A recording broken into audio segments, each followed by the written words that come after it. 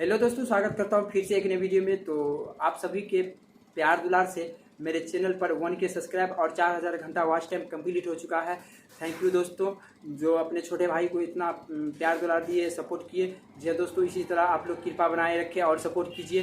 तो चलिए, मैं जिस खेसारी लाल के आने वाली मूवी डोली सजा के रखना के बारे में बताने वाले हैं। तो जी हाँ दोस्तों, तो वीडियो को पूरा देखिएगा। अगर चैनल पर पहली बार आए हैं तो चैनल को सब्सक्राइब करके वीडियो को लाइक कर दीजिए, ताकि जब भी मैं कोई वीडियो खेसारी लाल यादव से रिलेटिव डालें तो सबसे पहले आप तक पहुँचे। तो चलिए, तो बात करते हैं डोली सजा के रखना। जी हाँ दोस्तों, डोली सजा के रखना एक पारिवारिक फिल्म है, धार्मिक फिल्म है, जो कि आप सब अपने परिवार के साथ बैठ कर देख सकते हैं। जिसे 2 सितंबर को यूपी बिहार के साथ साथ पूरे भारत के सिनेमाघरों में लगाया जाएगा, रिलीज किया जाएगा। तो आप लोग देखना ना भूलें इस मूवी को। पारिवारिक मूवी है, तो आनंद उठाए और देखकर हमें बताएं कि यह मूवी आप सभी को कैसा लगा कमेंट में। तो चलिए।